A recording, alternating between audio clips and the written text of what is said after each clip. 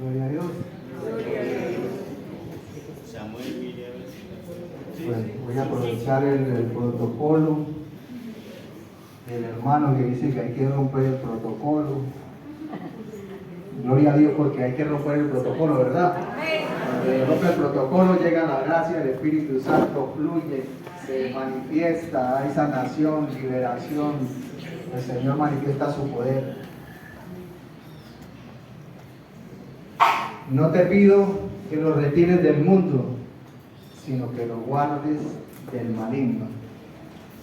Ellos no son del mundo, como yo no soy del mundo. Santifícalos en la verdad, tu palabra es la verdad. Evangelio según San Juan, capítulo 17, versos 15, 16 y 17. Esto no estaba en el protocolo, pero aproveché para poder introducir esta última parte de este día. No te pido que los retires del mundo, pero que los guardes del maligno. Entonces a mí me correspondió compartir con ustedes el reino de los cielos. Y tengo un listado así, pero muy protocolar. En la iglesia tenemos de todo. En la iglesia Dios nos habla a través de nuestro corazón, de nuestro espíritu, de nuestros sentimientos, nuestras emociones, pero también nos habla a través de nuestro intelecto. Entonces este pedacito voy a romper un poquito el protocolo y vamos a tratar de utilizar el intelecto para comprender el reino de los cielos. Que según esto dice Jesús que Él no pide que nos retire del mundo. Según esto Jesús dice que tenemos que estar en medio del mundo, en medio de nuestra realidad, en medio de nuestros problemas, nuestras dificultades, como tenemos nuestros hijos, como tenemos nuestra casa, pues, el que tiene trabajo, el que no tiene, el que está estudiando, el que no sabe qué hacer, en medio del mundo, ahí el Señor nos está diciendo, no te pido que los retires del mundo, pero sí que los defiendas de él. O sea que hay un maligno, que aquí aparece un personaje que aparentemente no está, pero ahí está, porque dice Jesús que está, es un maligno. Dios está pidiendo por el pueblo de Dios antes de ir al sacrificio que lo va a hacer santo y que nos va a hacer santos a todos. Él está pidiendo por este pueblo de Dios que va a instaurar una nueva economía de la salvación, un nuevo modelo de vivencia, que no era como el Antiguo Testamento, sino va a ser una nueva alianza, una nueva alianza. Entonces en esa nueva alianza Jesús empieza como con esta oración por los discípulos. Voy a tratar de ir lo más rápido que pueda con este reino de los cielos que está más largo. Yo creo que uno conoce a veces al Señor y dice, no, aquí está, Señor, vamos a hacer aquí 3 chozas, Señor. Una para ti, otra para Elías y otra para Moisés. Quedémonos aquí. Dice la palabra que no sabía qué era lo que estaba diciendo.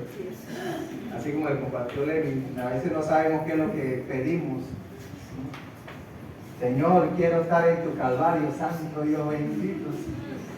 Le dijo Jesús a la mamá de los Zebedeos, le dijo, no sabe lo que pide. De todas maneras, le voy a dejar beber mi copa. Y dice que los apóstoles todos murieron en mártires, menos San Juan, que murió de viejito. No, San Juan murió de viejito. El discípulo amado murió de viejito. Pero dice una tradición que igualito lo metieron en una caldera. Lo intentaron quemar, pero no se quemó. Dice que no le hizo nada el fuego, el aceite hirviendo. Bueno, ahí tienen la historia. ¿Ustedes les gusta meterse en el internet? Ahí aprendemos un poquito de la historia de los primeros cristianos, mártires. Pedían más dolor, más sufrimiento. Ahora nosotros nos predicamos entre nosotros mismos. No le pida tanto, Señor, ya con lo que estoy sufriendo, con eso tengo.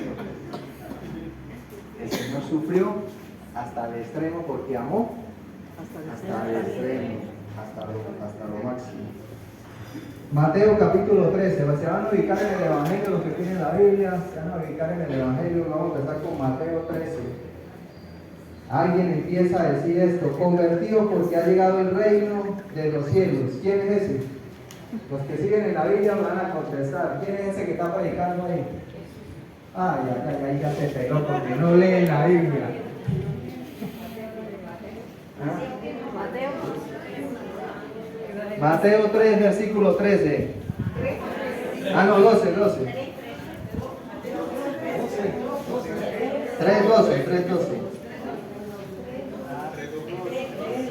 Ajá, 3:12. ¿Quién lo lee? ¿Quién lo tiene ya? Pues al que tiene, No, se le dará. Mateo 3, 12. Dale. Ya tiene la palabra en sus manos para separar el trigo de la paja. Guardará el trigo de sus orejas, mientras que la paja la quemará en el fuego que no se apagará. Ajá, ese es 3:12. Pero ese ¿sabe quién está diciendo eso? No, Mateo 3:12. Sí, Mateo. Mateo 3:13. Juan Bautista. ¿O 3:13? Siga el 13, ¿qué dice el 3:13? Por entonces vino Jesús de Galilea al Jordán para encontrar a Juan para que éste lo bautizara. Yo estoy equivocado, empecé mal. Mateo 3:2. Dice mi papá, dice que al mejor peluquero es el 3:2. Con ese empezamos, 3:2. Bueno, sí. Uno solito se levanta para que apenas se levante el primero ya saben que los demás, los que lo miren también, tengan los ojitos abiertos. Y proclamaba este mensaje: cambien su vida y su corazón, porque él reinó de los cielos, porque el reino de los cielos se ha acercado, porque el reino de los cielos se ha acercado. ¿Quién dice eso? Juan el Bautista. El primero que habla de la llegada del reino de los cielos es Juan el Bautista. Juan el Bautista empieza: convertidos, cambien su vida, cambien su modo de vivir, cambien su modo de actuar, porque el reino de los cielos se ha acercado. Y ahora sí va a aparecer Jesús en Mateo 3:13. Entonces Jesús se presentó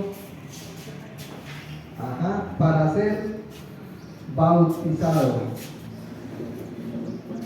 Dios Padre va a dar la formalidad al inicio del reino de su Hijo. Todo inicia con el bautismo de Jesús. ¿En dónde? En el río Jordán. Y hoy vamos a hacer también un poquito marianos. Misterios luminosos. Primer misterio: bautismo de Jesús en el río Jordán. Primer misterio: Jesús es bautizado en el río Jordán. Allí Dios Padre va a empezar a darle la formalidad a esta nueva economía de salvación. En el antiguo Dios habló por boca de sus santos profetas, pero en estos tiempos que son los actuales y los últimos habló por medio de su Hijo. Entonces, a través de Jesús empieza a través del bautismo a preparar lo que es la predicación del reino de los cielos. Mateo 4. Dios Padre va a poner a prueba la eficacia de este reino que ha llegado del cielo. Ahora Jesús, lleno del Espíritu Santo, va. Acuérdense que ahí donde el Padre dice estas palabras: este es mi Hijo amado, a él escúchenlo. Este es el Hijo de mis complacencias, en quien me complazco. Y aparece la primera teofanía.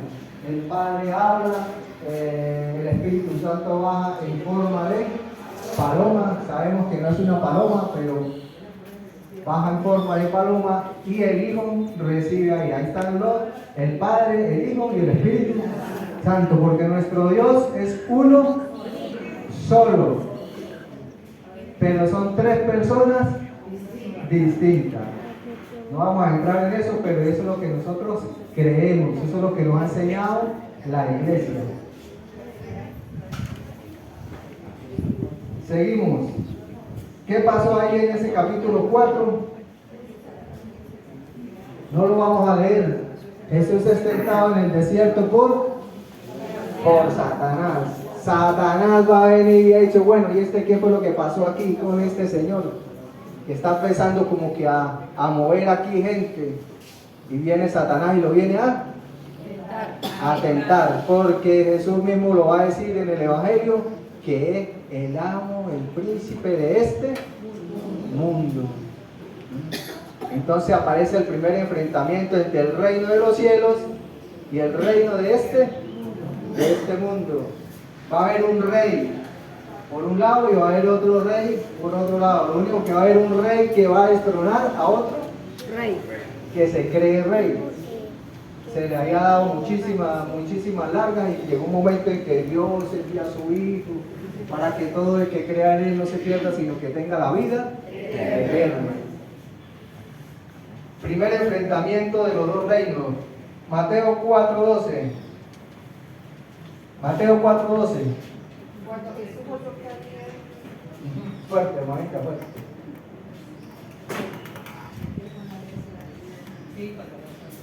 Cuando Jesús oyó que habían metido a Juan en la cárcel, se dirigía a Galilea, pero no se quedó en Nazaret, sino que se fue a vivir a Cafarnaúm, a orillas del lago, en la región de las tribus de Zabulón y Neftalí.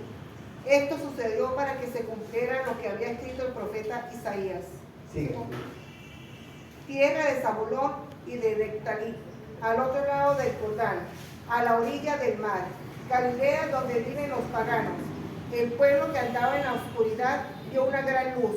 Una luz ha brillado para los que vivían en sombra de muerte.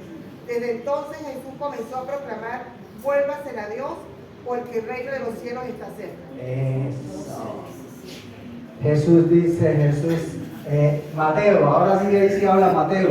Mateo llega y hace el comentario, dice, para que se cumplieran las escrituras, Jesús empezó a caminar por las regiones de Neftalí, Zabulón, Galilea, tierra de los paganos.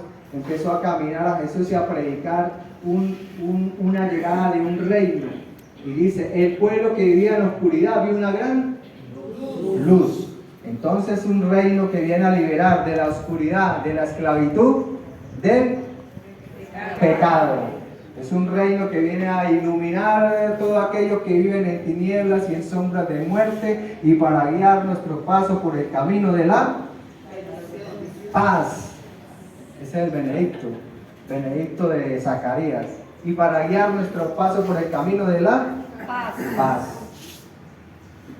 A la luz de los acontecimientos se van cumpliendo las profecías de la antigua alianza. Es decir, Jesús va caminando y Mateo va a utilizar esto en varias partes del Evangelio, para que se cumplieran las profecías, para que se cita la Santa Escritura, cita en la Escritura, Isaías, Jeremías, donde estaba escrito que el Mesías iba a llegar y iba a anunciar una liberación, que la luz iba a iluminar a los que caminaban en tinieblas, y que Jesús iba a caminar por Cafarnaúm, por todos esos sectores. Ajá, Mateo 4:17. Desde entonces Jesús comenzó a predicar y a decir: convertidos porque el reino de los cielos ha llegado. Esta no la van a buscar. Gálatas 4:4 dice: porque llegada a la plenitud de los hombres envió Dios a su Hijo, nacido de mujer, nacido bajo la ley. Nacido bajo la ley. Llegada a la plenitud de los tiempos. Jesús nació en medio de una cultura, en medio de una ley. Jesús, y como todo niño judío, iba a la sinagoga, iba y escuchaba la Torá, que era la ley del pueblo judío. Jesús no vino como un aparecido, sino vino como un miembro de la familia judía, y con un hogar de María y de José. Es un rey que camina en medio de su pueblo. Mateo 4:18. ve y escucha al hombre y lo llama a seguirle. Ahí en Mateo 4:18, 4:23 va a ver que Jesús va a llamar a sus primeros discípulos. En ese momento no los va a llamar apóstoles, sino los va a llamar discípulos. Yo nunca pido agua, pero me tiene como carraspado. Te la tengo. Ya le traigo más.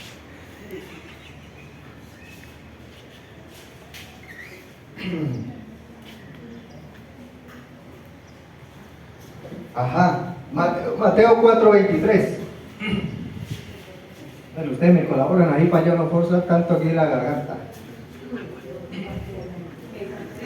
Jesús recorría toda Galilea, enseñando en las sinagogas de cada lugar, anunciaba la buena noticia del reino y curaba a la gente de todas sus enfermedades y dolencias. Ajá.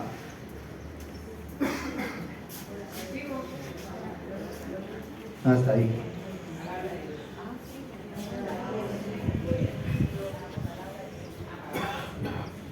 San Miguel Arcángel, defiéndenos en la batalla, sé nuestro amparo de la acechanza y perversidades del demonio. Reprimario Dios, te pedimos suplicante y todo príncipe, la milicia celestial, armado el poder divino, arroja a Satanás al infierno y a los demás espíritus malignos que vagan por el mundo para la perdición de las almas. Amén. Amén. La Santa Cruz sea mi luz, no el dragón sea mi guía, retrocede Satanás, vanidad de las que tú sugieres, cosas malas las que me ofreces, bebe tú mismo tú en el paz. La paz del Señor esté en este lugar y cada uno de nosotros nos conceda la gracia de poder entender y disfrutar, degustar de las Sagradas Escrituras conforme al plan divino que Dios tiene para cada uno de nosotros. Amén.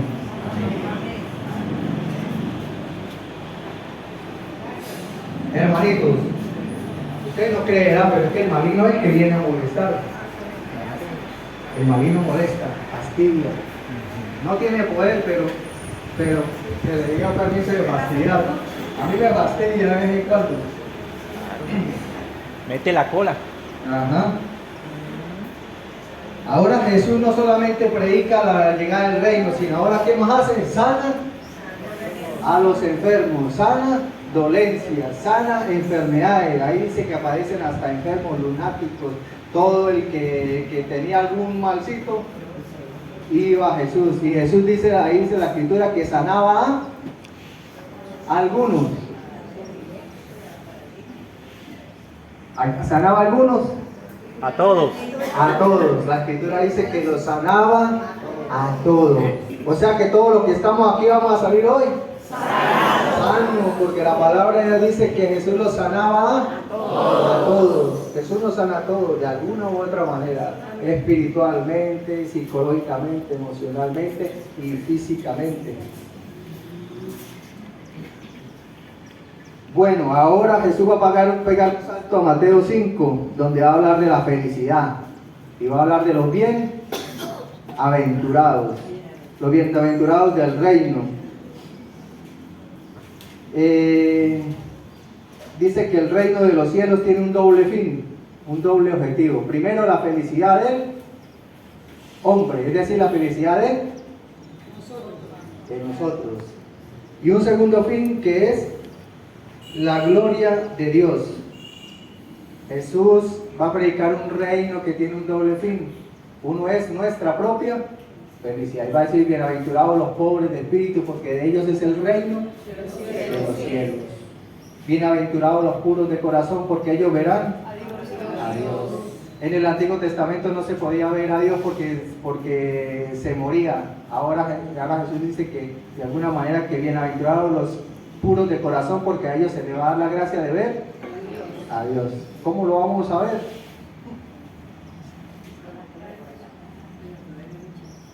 Hay que tener puros de corazón, ¿no?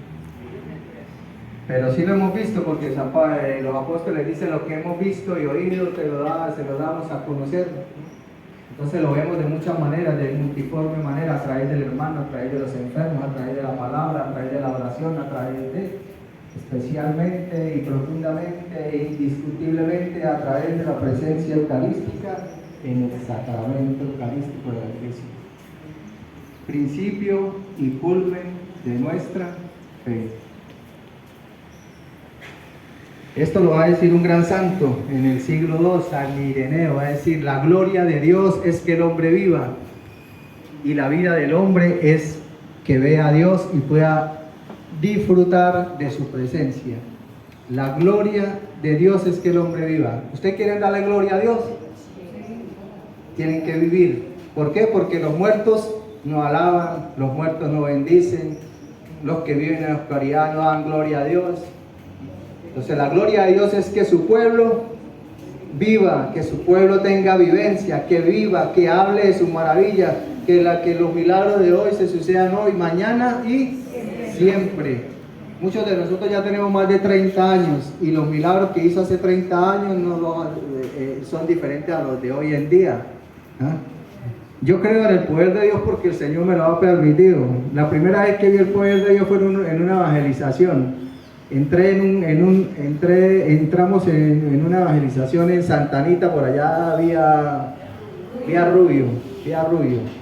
Y entramos en una casa, yo con dos señoras mayores. En ese tiempo yo era menorcito. Y las dos señoras predicamos en todas partes y llegamos como una taguarita y toda la gente tomando, ¿no?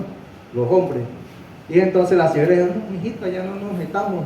Y yo, como estaba con ese fuego, no, vamos para allá, vamos a predicar allá todos borrachos. Y me metí para allá. Vamos. Hermano, que, ay, no, mijo, si quiere pase para allá, porque mira, aquel está que se muere. Y ahí para allá, para adentro, tenían un señor acostado en una cama. Y yo, ni siquiera me dejaron predicar a los borrachos, pero me pasaron para allá. Bueno, pasamos con las dos hermanas. Bueno, hermana, ponga usted en un lado, usted en el otro, y vamos a orar por este hombre. Y el hombre ahí temblando, y empezamos a orar. Cuando pasó una brisa suave así, pero una brisa así, y el hombre empieza a llorar y se empieza a calmar,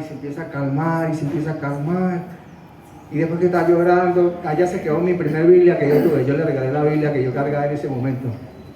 Le dije: mire, hermano, para que siga ahí el camino de Dios. Bueno, nos fuimos para Santa Anita porque nos quedábamos 2 días allá, o un día, no recuerdo. Hicimos la convivencia después de la evangelización, lo que había que hacer. Y al otro día, cuando íbamos regresando, que íbamos en las camionetas, o no me acuerdo en qué íbamos, pasamos por ahí. Cuando dice la hermana: míralo, ya está limpiando los cochinos, allá está en el potrero. Ese era el que fuimos a orar. El hombre ya estaba parado, ya estaba ahí. El hombre estaba que moría, yo no sé qué tenía, no pregunté. Los hombres dijeron que sí, que el hombre estaba que moría, que tenía varios días ahí, que estaba agonizando, y ahí se quedó. Entonces yo creo en el poder de Dios, porque el poder de Dios se ha manifestado en mi vida, en las evangelizaciones, en mi casa, en mi hogar. Una vez mi hija fue sanada de hemorroides porque mi esposa un día me dijo, la niña se le salía una hemorroides así grandecita. Y ya teníamos cremas y ya teníamos un poco de cosas, y ya teníamos casi 2 semanas con esa niña para allá y para acá. Y en ese momento yo llegaba del trabajo y me metía para el cuarto y me ponía a orar. Y estaba llorando, ahí estaba yo ya entrando al tercer cielo, cuando llega mi esposo: papá, ay no, yo no soy capaz de meterle otra vez, usted es el que puede meterle la hemorroide a la niña. Me paré yo, pero que venía de allá con esa fusión del Espíritu, me vine y le puse la mano a la niña con el papel, le dije en el nombre de Jesús, y pum, y le metí el cosito para adentro. Hasta ese día, nunca más esa niña volvió a sufrir de hemorroides, nunca jamás en su vida. Gloria a Dios. Entonces, hermanito, la gloria de Dios se manifiesta, es real. Él sana las dolencias, Él sana las enfermedades, pero es un recorrido, como que es lo que quiero expresarles con esta enseñanza. Es un recorrido. Hasta ahora vamos en el capítulo 4 y 5. De repente no vamos a llegar hasta lo último, no importa. La tarea es que ustedes lo sigan leyendo, que también aprendan a leer la Sagrada Escritura de alguna manera, de manera secuencial, que agarren desde el primer capítulo hasta el último capítulo, para que puedan entender todo lo que quiso decir el evangelista. El evangelista aquí habla del reino. Ustedes se dan de cuenta y van a ver que hasta el final va a estar hablando todo el tiempo del reino. Ajá. Esto es largo, pero yo no sé cuánto vamos a ir.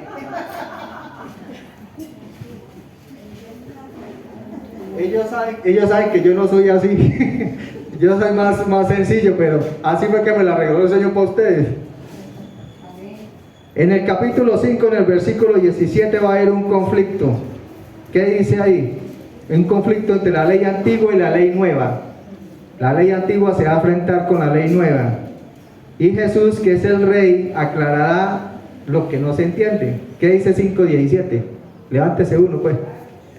No crean que yo vine a suprimir la ley o los profetas. No vine a suprimirla, sino para darle su forma definitiva. Ajá, está ahí. Para darle su forma definitiva. Dice que no vino a abolir la ley, sino a darle su cumplimiento. Dice que Jesús vino a cumplir la ley. Por lo tanto, si Jesús vino a cumplir la ley, Jesús no vino a enseñarnos a nosotros que quebrantemos la ley, ¿sí o no? O sea, Jesús, la voluntad de Jesús es que nosotros cumplamos los 10 mandamientos. Lo que pasa es que no lo vamos a cumplir de la manera antigua, sino con la nueva manera. ¿Cómo se cumplen los 10 mandamientos de la nueva manera? A ver, ¿quién sabe? Amar a Dios sobre todas las cosas y amar a los Ese es el primer mandamiento. ¿Cómo se cumple? y amar a los semejantes amando a los Ujú. Ahí sí. Pero ¿cómo se cumplen? Solamente ahí, como decían antes, se nos lo daban y lo leíamos y tratamos de cumplir. Dice que nadie ha podido cumplir los 10 mandamientos. Pero Jesús vino a dar cumplimiento. ¿Qué es cumplir? Obedecer. Que Jesús cumplió los 10 mandamientos. ¿Cómo lo hace? Porque está lleno del Espíritu Santo. Y el Espíritu Santo vino a escribir la ley, ya no en papel, sino en el corazón. Y cuando la ley es escrita en el corazón, los mandamientos se hacen fáciles, se pueden cumplir, claro, de corazón. Pero ¿qué decimos nosotros cuando decimos, hermanita? Cuando nosotros decimos porque lo hace de corazón, ¿lo hace? Fácil. Cuando se hace de corazón, se hace fácil. En cambio, cuando lo hace regañadienta, ¿cómo se hace? Difícil darle el abracito al hermano porque, ay, eso es difícil. Después que hablan de ti, después que te humillan, después que esto, después que aquello, y darle el abracito es difícil. A la fuerza no entran ni los zapatos. Hay que estar lleno del Espíritu Santo. Santo. Pero con esto Jesús dice, yo no vine a abolir la ley, no la vine a eliminar, la ley sigue activa, igualita. No matarás, no fornicarás, no desearás la mujer de tu prójimo, no robarás. Todos los mandamientos, hay ninguno, ellos son los que nos van a poner la cartilla ahí. Cumpliste. Claro, nosotros vamos a decir, no, con la gracia de Dios. Sí, con la gracia de Dios. Con la gracia de Dios derramada en la cruz del Calvario, por la sangre derramada de Jesús.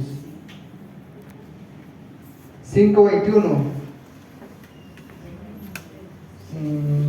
5:19 dice que en el reino de los cielos habrá pequeños y grandes.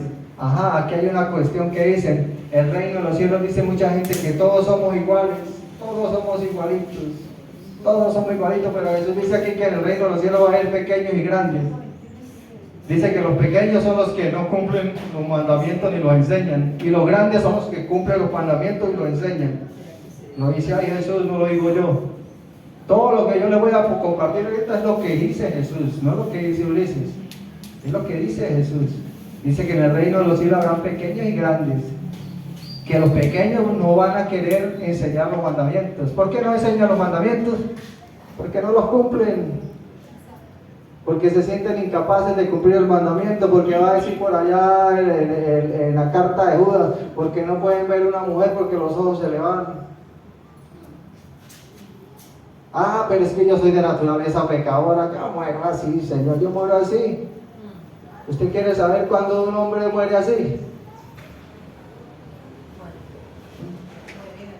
Cuando se muera, a usted le toca las rodillas. Si las rodillas las tiene lisas, díganos, este seguramente no va a poder entrar al cielo. Ahora, si las tiene arrugadas, así, con callo, ese hombre se arrodillaba. Moradas. Oraba. La oración es la que hace que se doblegue la carne, que la carne se someta. Porque la carne se quiere levantar. Oren, oren, oren para que no caigan En tentación. Oren, oren para que no caigan en tentación. Bueno, aquí ya queda claro que Jesús quiere, desea en su corazón que nosotros seamos observantes de sus mandamientos. A la manera nueva, no a la manera antigua. A la manera nueva. A la manera nueva es con la gracia del Espíritu Santo, con la gracia de Dios. Para eso le voy a leer un artículo de un numeral de catecismo de la Iglesia Católica. Cuando yo empecé este camino de Dios, a mí me dijeron, cómprese este librito, y yo me lo compré. Este me lo regalaron hace una semana. Yo tengo otro en la casa que trato de salvar. ¿Qué numeral es, por favor? El numeral 2021. Es una conclusión de un capítulo que habla sobre la gracia. Y el numeral 2021 dice: la gracia es el auxilio que Dios nos da para responder a nuestra vocación de llegar a ser sus hijos adoptivos, y nos introduce a la intimidad de la vida trinitaria. ¿Qué es la gracia? Es el auxilio que Dios nos da para que nosotros podamos cumplir con el llamado que están recibiendo ustedes hoy, para que ustedes cumplan ese llamado, para que sean servidores, para que sean discípulos, para que vivan en el reino de los cielos por sus propias fuerzas. No van a poder, hermanito. Ustedes se van a dar ahí contra el piso y no van a poder. Tienen que pedir el auxilio de la gracia que Jesús nos dejó a través de la oración, del auxilio. Ven Espíritu Santo, ven Espíritu Santo. Y lo más maravilloso es que dice que nos introduce en la vida del Padre, del Hijo y del Espíritu Santo. Hermano, el llamado que nosotros tenemos es grande. Es a vivir en la presencia del Padre, del Hijo y del Espíritu Santo. Nosotros no es un llamado tan sencillo, no es un llamado solamente de pararse aquí a predicar. No, esto es lo más suave. El Espíritu viene, nos auxilia, nos pone a predicar y predicamos. El llamado es llegar al Padre, al reino del Padre. Lo que Jesús va a predicar durante todo el capítulo, todo el Evangelio de Mateo. Llegar a la presencia del Padre.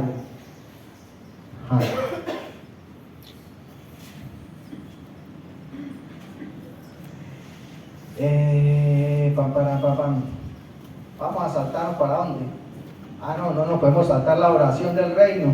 La oración del reino, Mateo 6:9. ¿Cuál es la oración del reino? Padre nuestro.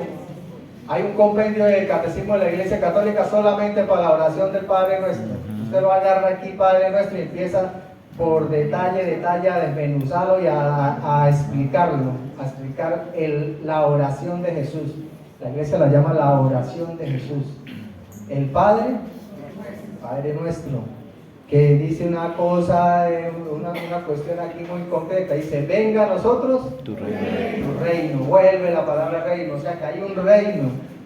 Ya estamos descubriendo que todo reino tiene que tener un rey. ¿Y cuál es ese rey? Jesús es el rey. Nosotros ya lo sabemos, pero aquí Mateo lo ha dejado plasmado. En Mateo 7:7 va a hablar de la eficacia de la oración. Pedid y se os dará. Entonces, la oración del Padre nuestro y la eficacia de la oración. Pedid y se os dará, porque todo el que pide, recibe. Y va a poner el ejemplo del Padre que llegan a molestarlo, y que puede un padre dar a un hijo una culebra o una piedra. No, cuanto más el Padre que está en los cielos. Yo le doy gracias a Dios por mi abuelita. Mi abuelita era mujer iletrada, no sabía leer, y siempre hablaba del reino de los cielos, y decía: cuando me vaya para el reino de los cielos. Y todavía mi madre también asumió esa realidad y dice: porque mi mamita que está en el reino de los cielos, mi papito que está en el reino de los cielos, ellos no hablan del reino de Dios, hablan del reino de los cielos. Y cuando yo veo la escritura veo que todo el reino de los cielos, reino de los cielos, reino de los cielos. Pero Jesús dijo, pero el reino ha llegado. Porque cuando llega Jesús, el reino llega y se empieza a instaurar. No quiere decir que está completamente y definitivamente, sino que ya empieza a establecerse poco a poco, porque Lenin habló por ahí de un proceso. Es un proceso. Los que llegamos a esta edad entendemos. De repente uno al principio no entendía mucho, porque uno pensaba que ya, y cuando empezaron a pasar los años, los problemas, separación, y esto como si ya hace 30 años tenía el reino de los cielos, la flor, y yo pensaba que ya iba a llegar el Señor y me iba a llevar, y pasaron 30 años y ya me estoy poniendo más pequeñito. Yo siempre he sido pequeñito, ¿no? Pero... A usted también lo bajaron de la nube. Sí. Santo Dios bendito, Mateo 7:13. Si en 7:13 va a ver aquí ahora, va a volver a hablar de dos caminos. ¿Qué dice Mateo 7:13?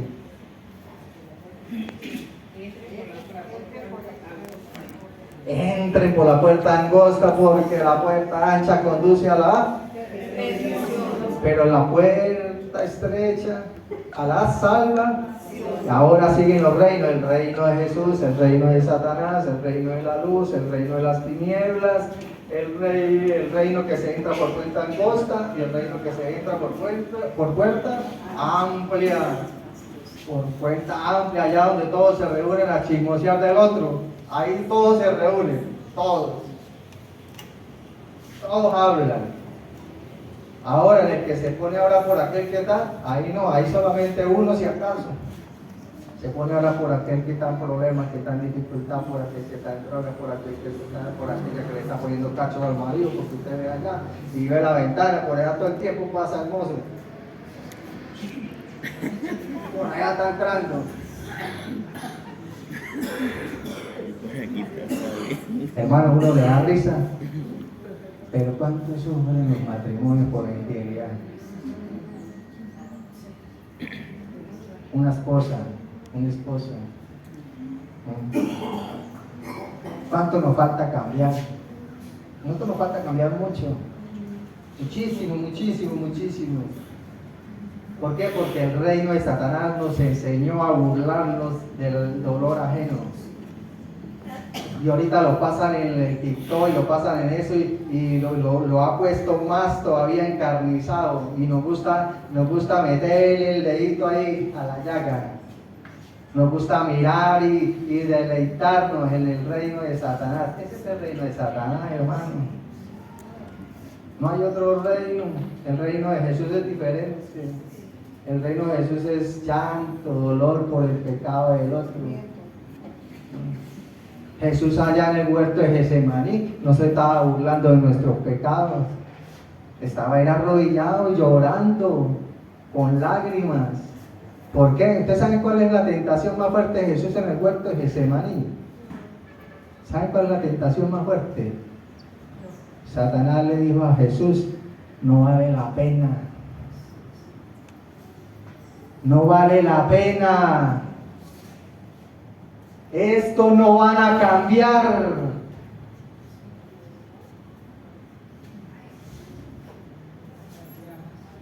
No van a cambiar. Esa fue la tentación más fuerte de Jesús. Para, Jackie, para. Todavía ya en la cruz, bájate. Estos no van a cambiar. Estos son míos. En el año 2000 yo voy a tener iPhone, tablet. Y peor, te van a despreciar, te van a escupir.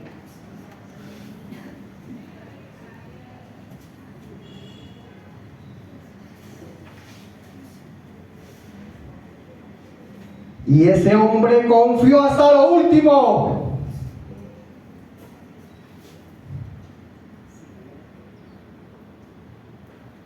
Y dio su vida por mí y por ti.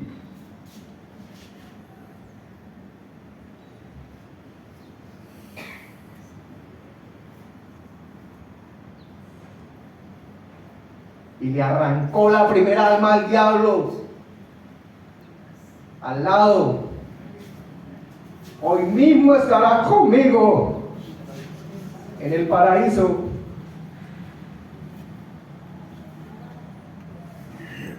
Y nos dio esperanza, que es la carta que estamos estudiando del finado, en nuestro Papa, el antiguo Papa.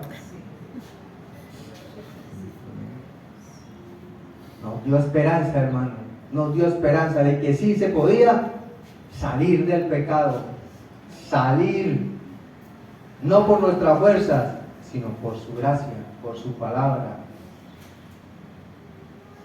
Le dio a ese ladrón arrepentimiento, confusión del corazón, se sintió mal porque él estaba siendo crucificado justamente, pero él tenía al justo de los justos ahí.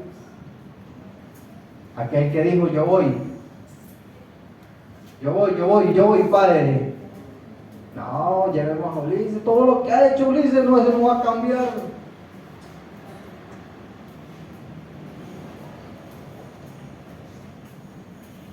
Hermanito, una de las cosas de Mateo que más me llama la atención es ese enfrentamiento entre los dos reinos, el reino de Satanás, que está perdiendo fuerza, y el reino de Jesús, que empieza a crecer como el granito de mostaza en Mateo 13. Aquí ya me toca acelerar, aquí ya me voy a comer un poco de capítulos. En Mateo 13 van a encontrar ustedes las parábolas del reino. En las parábolas del reino vamos a ver que el reino de Jesús indeteniblemente va a crecer. Hermano, colabore usted o no colabore, Jesús ya reina. Que se pueda atrasar un poquito, se atrasa por la misericordia que Dios tiene con usted, que no le da la gana de convertirse y le tiene paciencia. Bueno, a mí también, a todos.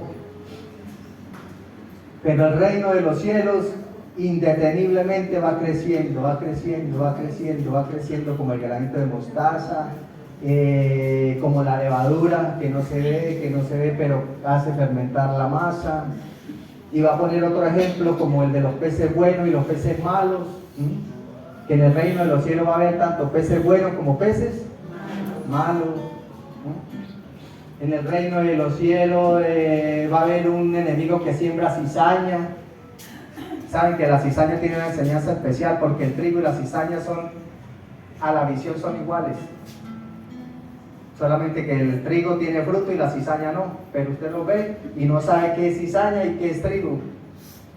Entonces cuando usted va a cegar, tiene que cortar todo y después escoger. Entonces Jesús dice, no, dejemos esto hasta el final, esperemos hasta el final. Al final limpiamos todo. Ojalá que todo cuando ya sea puro trigo y que no haya cizaña. La cizaña son los hijos que se dejaron confundir y siguieron a Satanás, tristemente. Esperamos que no. Como dice el Papa Francisco en una crítica que le hicieron, porque dijo una frase de que el infierno él se lo imaginaba vacío. Entonces lo criticaron porque dijeron, no, eso como así, si hay algunos que se van para el infierno, pero yo prefiero pensar como el Papa Francisco. Ojalá que todos vayamos al cielo. Pero hay algunos que voluntariamente dice que uno no se salva no porque Jesús no lo quiera salvar, sino porque uno no quiere. Un predicador escuché una vez decir esto, dijo, aún después de muerto le ofrecen la salvación y no la quiere. ¿Por qué? Porque fue tanto el odio que agarró, que odia y no es capaz de liberarse de ese sentimiento aún después de la muerte. Aún después de la muerte no quiere liberarse, no quiere perdonar. Hay que perdonar, hermano. porque Dios es un Dios misericordioso. Jesús ahí en Mateo, lo van a buscar por ahí más adelante, porque aquí ya me voy acelerando, yo no sé ni dónde está, aquí lo que les voy a predicar es hacia rápido, ahí van a empezar, va a llegar un momento en que los fariseos, los maestros de la ley y los escribas se van a poner a pelear con Jesús, le van a hacer la guerra. Ahora, ¿qué pasa? Ahora al principio todo era bonito, pero ahora va a haber una oposición férrea, se le van a oponer a Jesús, le van a decir que eso no basta, y Jesús va a ponerse a hablar ahora del juicio escatológico, va a empezar a hablar del juicio, de que el que cree se salva y el que no cree se condena. Ahora Jesús aparentemente parece que es malo, porque Jesús está predicando el amor, pero ahora está hablando de condenación, porque los fariseos no se quieren convertir. No se quieren convertir, no quieren aceptar. ¿Por qué? Porque los fariseos quieren seguir en su vagabundería. Vagabundería, porque utilizaban la ley para cubrir sus propios pecados. Tenían padres y no ayudaban a los papás, porque según su plata solamente era para el templo, y con eso no ayudaban a los padres, y sin decir las cosas que hacían en oculto, porque dicen que cuando la pobre adúltera la iban a apedrear, ahí estaban todos los que se acostaban con la pobre adúltera, y ellos ahí con la piedrita ahí, matémosla, y después que hayan salido allá de la casa de la pobre mujer. Entonces empieza un enfrentamiento fuerte con Jesús. Entonces Jesús es malo. El reino de los cielos no es solamente todo bonito, hay confrontación. Hay veces que uno tiene que decir cosas que no quisiera decir, pero hay veces que hay que decirlas. Que hay que decirlas, que yo soy hombre porque soy hombre. Y usted es mujer porque Dios la hizo así, y es mujer. Los que tienen niños, no se les puede dar el teléfono a los niños, el celular. Tiene que llegar el tiempo donde el niño ya esté capacitado para poder recibir su celular. ¿Por qué? Porque Satanás tenía todo preparado para estos tiempos. Para estos tiempos él tenía todo esto preparado. ¿Por qué pasa eso en estos tiempos? Porque estos tiempos son los últimos. Son los últimos, no sé cuánto irán a durar, puede durar 5 años, 10 años, 20 años, 100 años más, 200 años más, no sé, pero ya la tecnología ha avanzado de tal manera y sigue avanzando, y mientras nosotros estamos aquí, muchos de sus niños están allá viendo pornografía, y muchos ni siquiera viendo pornografía, sino viendo jueguitos animados que los invitan al suicidio, los invitan a la soledad, los invitan a la ansiedad. Usted no sabe. Cuando Jesús se dio cuenta que la predicación y la sanación de los enfermos no bastaba para que estos se salvaran, empezó a gestar el segundo plano. Aparte de predicación y sanación, Jesús empezó a gestar su plan definitivo. ¿Cuál era el plan definitivo? Su entrega total en la cruz. Y segundo, Jesús empieza a hablar de una comida. Con eso quiero terminar con Mateo en el capítulo 26, que a ciencia cierta fue una de las que el Señor me regaló a lo último de estarle pidiendo al Señor por esta enseñanza. O sea, que yo estaba pidiendo al Señor la enseñanza, y una vez me acosté en estos días, otro día, Señor, yo quisiera ver como el cielo. Yo quisiera ver como el cielo, cómo será el cielo. Y me levanté de madrugada y apenas me levanté y dije, vamos a ver el cielo. Pero sentí una voz aquí que me dijo, levántate y come. Levántate y come, ¿cómo es esto que levántate y come?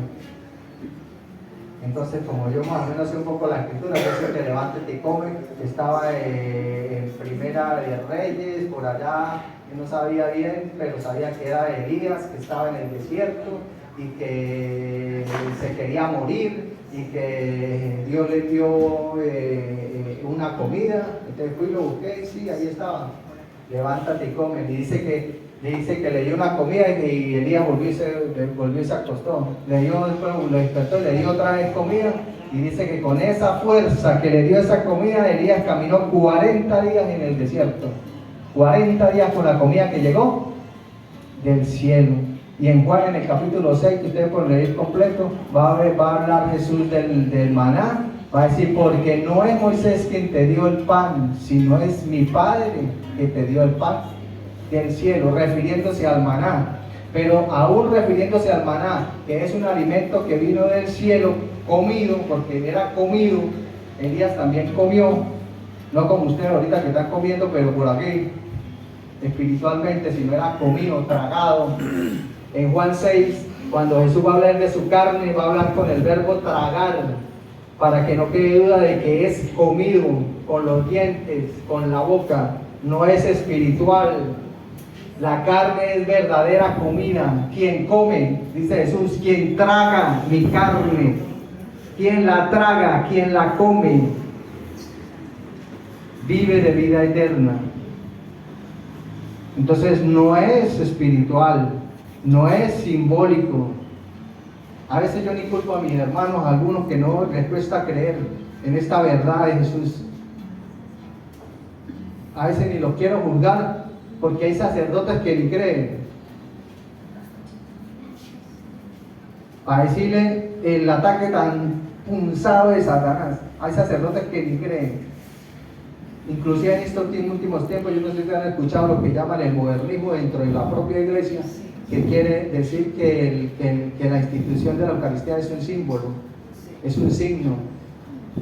Y la tradición a nosotros nos ha enseñado, y la Escritura lo dice, que no es un signo, es real. Esto es mi cuerpo y esta es mi sangre. Ya, Jesús lo dijo, yo lo creo. Romanos capítulo 1, versículo 5, Romanos capítulo 16, versículo 26, habla de la obediencia de la fe. Hermano, nosotros estamos para obedecer.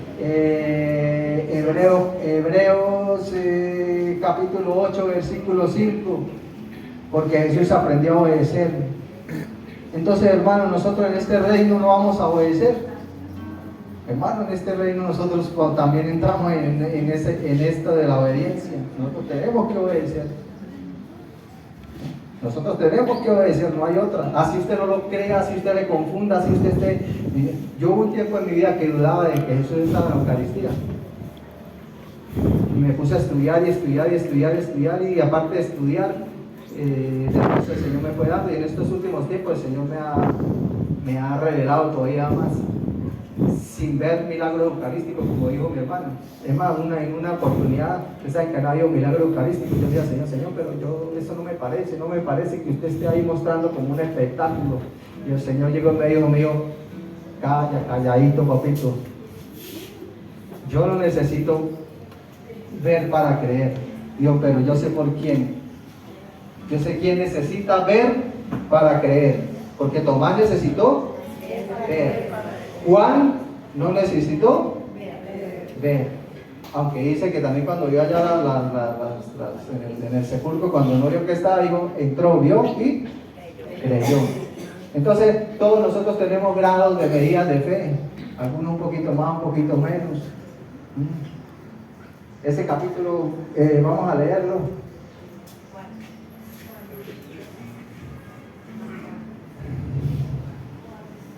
Versículo 28, capítulo 26 de Mateo.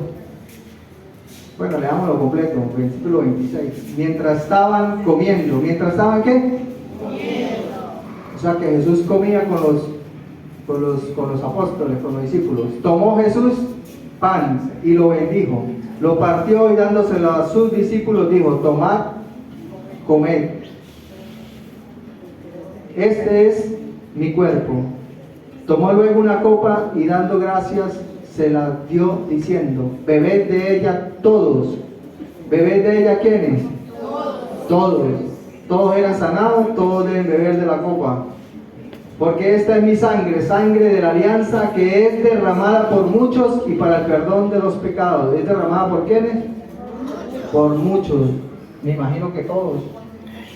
Y os digo que desde ahora, fíjense lo que le dice a los apóstoles, versículo 29, y os digo que desde ahora no beberé de este producto de la vid hasta el día en que lo beba con vosotros, nuevo en el reino de mi Padre. No beberé. Esta es la última cena. Jesús le dice, después que ya pan, vino, bebieron, dijo, no volverá a beber hasta que lo vuelva a ver con vosotros. ¿Cuándo vuelve a beber Jesús con vosotros? Díganme ustedes cuándo. Dígalo duro. En la Eucaristía. En el reino de mí. Hermano, el reino de mi Padre es la Santa Eucaristía. El reino de mi Padre es la cena. Usted no lo quiere creer. Usted no lo quiere creer. Porque ahorita me van a decir muchos que, no, que eso no es así. Pero ahí está ocurriendo.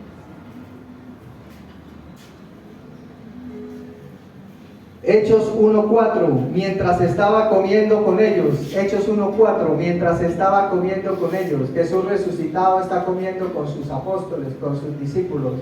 Jesús le da mucha importancia a comer. ¿Qué comían? El cuerpo de era el cuerpo, él era.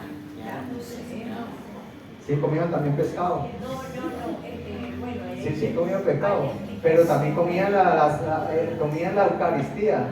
sí, pero en Jerusalén no había pescado.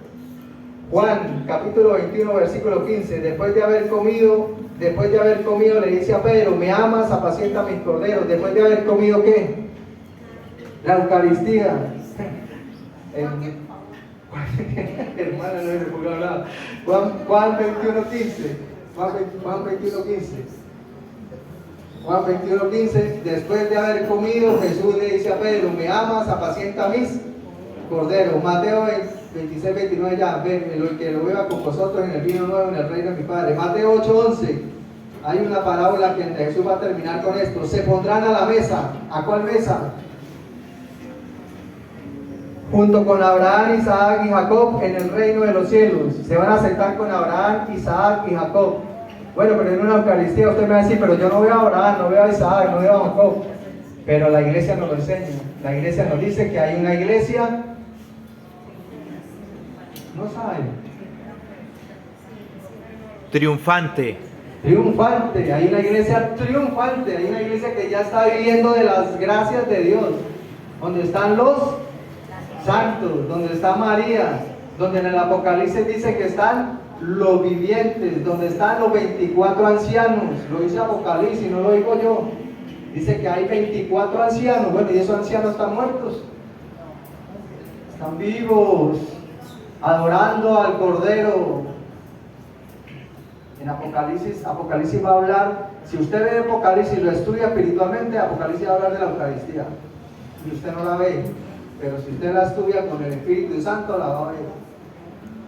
Todo Apocalipsis habla del reino, del Cordero que se hace presente, y este es el Cordero de Dios que quita el pecado del mundo.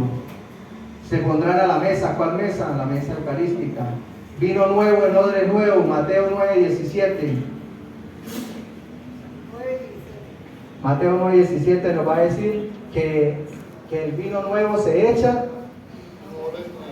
Entonces, el vino nuevo de la gracia de Dios sirve en un cuerpo viejo, lleno de pecado. Sabiduría, capítulo 1 va a decir que el Espíritu Santo no entra en un cuerpo instrumento del pecado. Entonces, puede un predicador estar pecando y el Espíritu Santo puede habitar en él. Él puede manejar todo lo que tiene en la mente, todo lo que tiene aquí metido en este cassette, toda la palabra que se ha aprendido. Él la puede utilizar. Satanás utilizó la palabra que conocía, pero en su corazón está vacío. Su corazón no tiene a Dios, porque en un cuerpo instrumento del pecado el Espíritu Santo no puede habitarlo, no lo puede habitar. Yo cuando predico esto me predico a mí, no lo digo por ninguno de ustedes. Yo soy el primero que me predico. Soy el primero que me predico, hermano. Yo cuando pasé mi última prueba, No le voy a hablar, pero le voy a dejar estos dos versículos para que lo mediten en oración. Si lo pueden hacer delante del Santísimo, háganlo delante del Santísimo. Hebreos 10:29 y Hebreos 9:20, donde va a hablar de la profanación de la sangre de la alianza. Hebreos 10:29 y Hebreos 9:20, donde va a hablar de la profanación de la sangre de la alianza, de cómo profanamos la sangre de la alianza, de la copa de la salvación. Después de haber sido iluminados por la gracia de Dios, nosotros nos atrevemos a profanar esa sangre. Si el vino es la sangre, entonces quiere decir que el vino que entra en un odre viejo, el odre se rompe y el vino se derrama. Y si el vino se derrama, se profana. Fíjate que la iglesia es tan cuidadosa que trata de cuidar que ni siquiera una partícula de la Sagrada Eucaristía caiga al suelo. Hay todo un proceso para hacer todos esos desagravios en el altar. Lo que pasa es que nosotros todavía no lo conocemos. Yo por lo menos personalmente no lo conozco mucho. Pero hay todo un proceso para limpiar el copón, todo sagrado, todo cuidado, todo, porque es la sangre del Cordero, es la sangre que se hace presente, es el cuerpo, el alma, la divinidad. Hace tiempo yo era una Eucaristía y al sacerdote se le cayó la hostia en medio de la Eucaristía que ya la había consagrado y se le cayó. Y alguien vino de los que estaban ahí, alguien se paró de la banca y después se la recogió y se la volvió a dar y él se la... ¿Eso es correcto? Sí, claro. Se cayó, se puede levantar. A un ministro eucarístico una vez se le cayó delante mío y yo dije que me la lleve. Porque se cae. Pues en lo sagrado es que nosotros la iglesia nos ha enseñado que es tan sagrado que no puede quedar porque no empezar a pisar y a pisar y a pisar.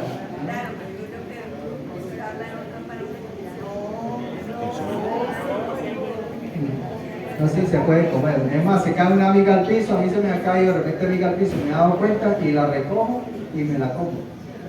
Porque no la voy a... Porque es el cuerpo de Cristo, su alma, su cuerpo, su divinidad. Este es el banquete del reino de los cielos. Este versículo, con este vamos a orar de Isaías capítulo 56, ese fue el último que el Señor me regaló para ustedes.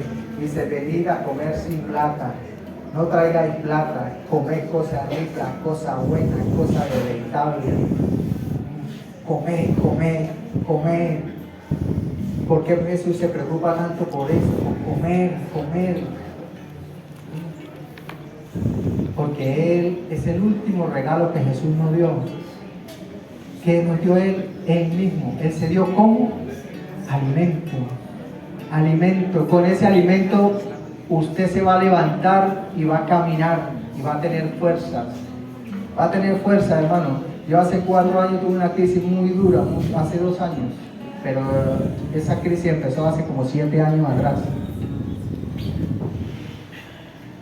Llegó un momento en que pasé de cortico el testimonio, yo sentí que estaba solo. Después de tener una familia,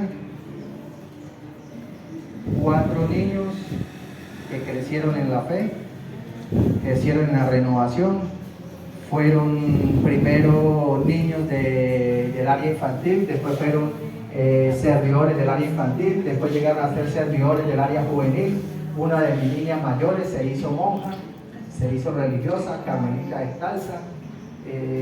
Mis otros 3 niños ya jovencitos caminaban en el Señor, yo caminaba en el Señor, mi esposa caminaba conmigo en el Señor. Y mi esposa hace 7 años empezó a decirme: yo no quiero estar con usted. Así, haciéndolo sencillo, esa fue la palabra que ella empezó a utilizar: yo no quiero estar con usted. Y yo empecé una lucha porque yo era servidor y yo oraba y yo sabía que Dios tenía poder, y empecé una lucha venga por aquí, venga por acá, vamos a hacer esto, vamos a hacer aquello, y mi esposa seguía, pasaban los meses, yo no quiero estar con usted. Me fui para Medellín, tratando de buscar otro ambiente, vamos a empezar de nuevo en otra parte donde no nos conozcan, de repente allá bueno, salvamos el matrimonio, me fui para allá. Allá mi esposa me seguía diciendo, yo no quiero estar con usted. Y yo no entendía por qué. Porque yo me veía hacia mí adentro y decía, yo no veo que yo tenga algo malo, ¿qué? Bueno, ¿qué?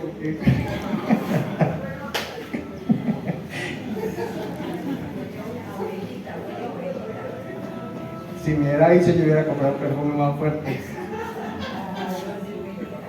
Pero mi esposa empezó así, empezó y yo empecé a sufrir. Entonces mi esposa empezó a tener como gustos aquí, quería ir al gimnasio, quería una cosa, quería tomar. Entonces como yo fui muy mundano, entonces yo dije, no voy a acompañarla. Y empecé a vivir una vida desordenada al lado de ella. O sea, empecé a beber en Medellín, empecé a tratar de vivir. Trataba de confesarme, toda la semana me confesaba, El último año, ya cuando ya yo no podía, porque yo ya lo había hecho todo, absolutamente todo, humanamente, espiritualmente, todo lo que pude lo hice. Mi esposa la llevé a un sacerdote exorcista. Mi esposa, aparte de eso, tenía un problema espiritual, o sea, fue real. Pero yo, como era el servidor y había vivido toda esta gracia, yo pensaba que a mí Satanás no era capaz de tocarme, que a mí no me iba a ser capaz de tocar. Pues a mí no me tocó, pero a mi esposa sí. Y después de eso empezó. Mi hijo Emanuel se drogó la primera vez en Medellín. Yo lo tuve que recibir a mi hijo drogado.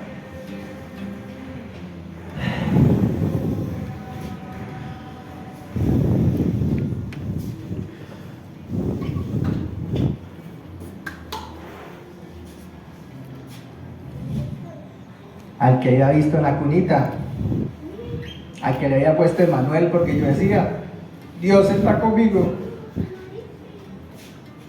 Por eso le puse Emanuel. Todos mis hijos tienen un nombre, tienen un porqué. Emanuel Josué, Juan David, Angélica María, Judy Esperanza. Todos tienen un porqué. Y mi hijito, que era Dios con nosotros, yo lo vi llegar drogado, vuelto nada. Y yo le decía al Señor, ¿qué pasa? ¿Qué es lo que está pasando, Señor? Que no entiendo. No entiendo por qué me tienen en esta licuadora.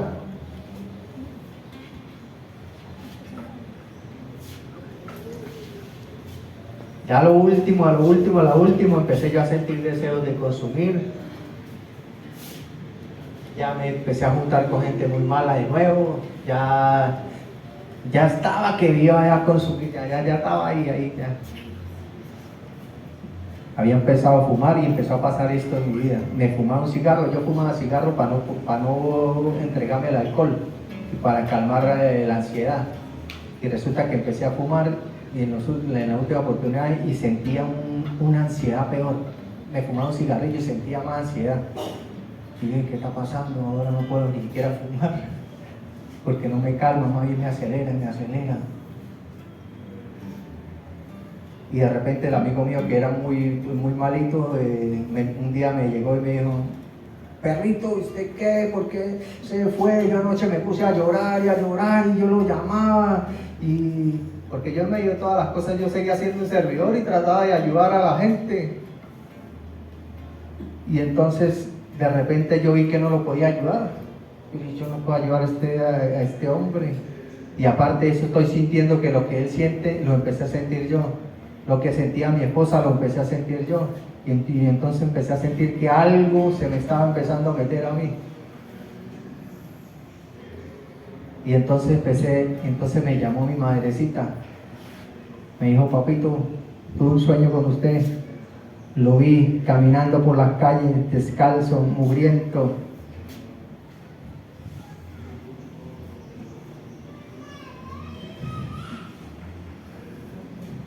un mendigo.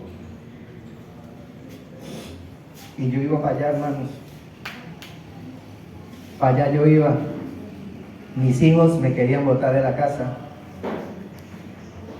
Había quebrado el negocio que había colocado en Medellín y me había tocado que vender una empresa que tenía aquí para pagar las deudas de Medellín.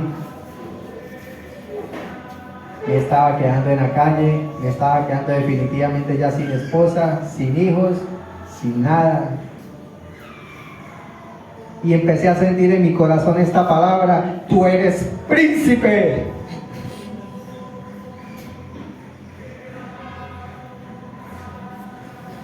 Y con amor eterno te he amado.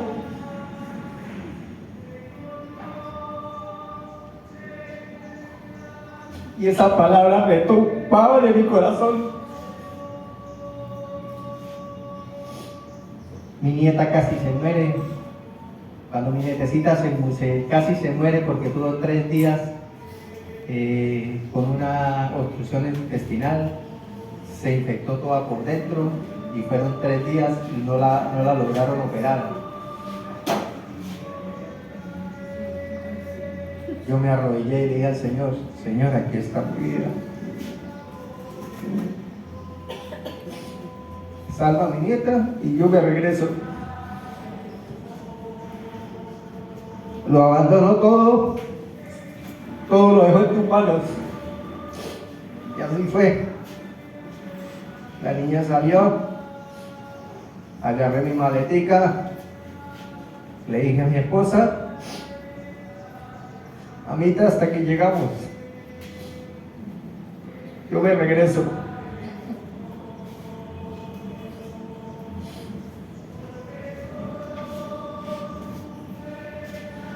Mi esposa en la noche lloraba, yo tenía que orar por ella,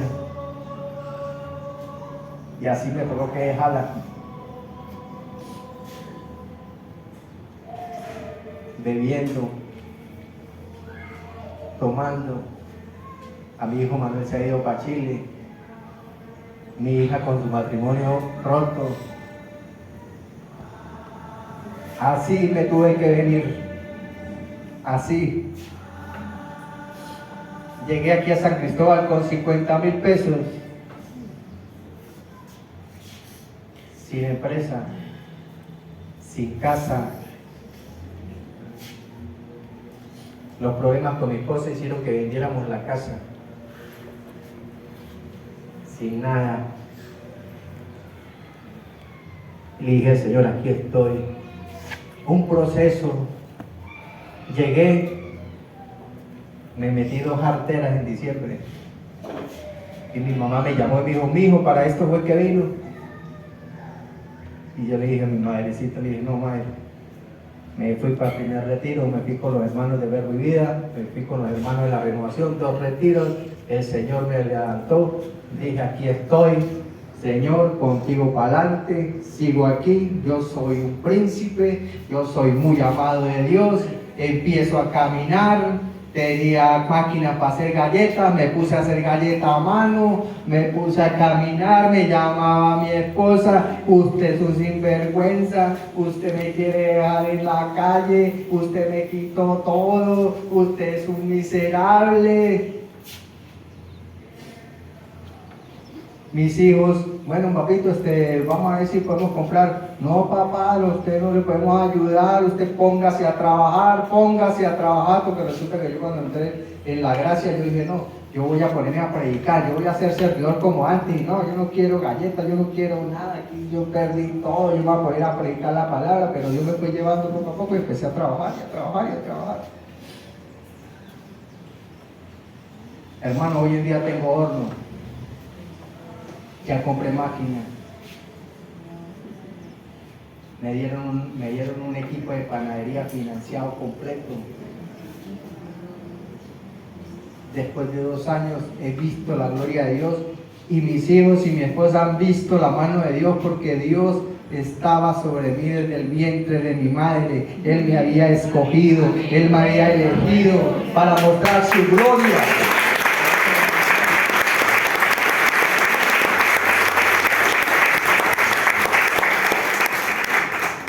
Eso no es nada lo que usted está viendo, hermano. Entréguele eso al Señor. Yo sé que cada uno se quiere ir sencillito en su corazón, con esos 2 panes, con esos 5 peces, o es al revés, 5 peces y 2 pescados. ¿Sí? 5 peces y 2 panes. Bueno, imagine yo maná con 50 pesos. Yo con 50 pesitos. Eso me dijo uno. Hay uno que no. Entonces, hermanitos, con eso que usted tiene, usted va a reconstruir su familia. No con el dinero, sino con con el banquete. Yendo al Señor, yendo al Señor, yendo al Señor, yendo al Señor, yendo al Señor, yendo al Señor. Hoy estoy aquí, como dice mi hermana Lenis. Mi hijo me llamó hace una semana, me dijo: papá, tengo el corazón recrecido. Casi me muero. Yo le dije: papito, Dios te ama. ¿Cómo más quiere que lo llame el Señor a usted mismo? Aquí las puertas de mi corazón y de mi alma. Ya tengo que ofrecerle a mis hijos. Aquí estoy. El Señor me ha preparado para la vuelta de mi familia y yo los estoy esperando.